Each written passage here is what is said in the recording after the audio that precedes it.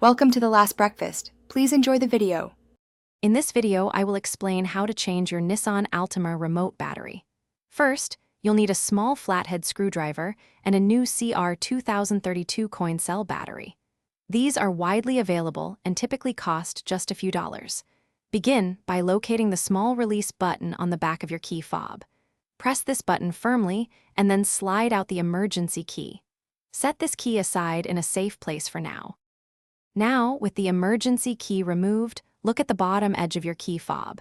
You'll see one or two small notches there. Take your small flathead screwdriver and insert its tip into one of these notches. Gently twist the screwdriver as if you're turning a key. This action will start to separate the two halves of the key fob.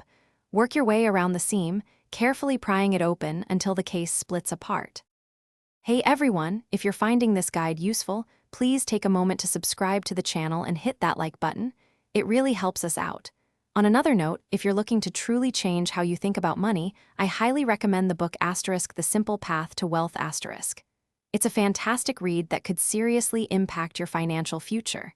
You can find a link to it, along with other deals, in the video description below. Now, let's get back to the video. Once the key fob is open, you'll see the round, coin-like CR2032 battery.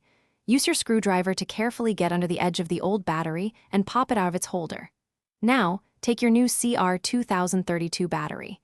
It's important to install it with the positive or plus side facing down into the case. Gently press the new battery into place until it's secure.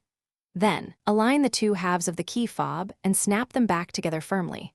Finally, slide the emergency key back into its slot. Thanks for watching. If this was helpful, leave a like and consider subscribing. See you next time.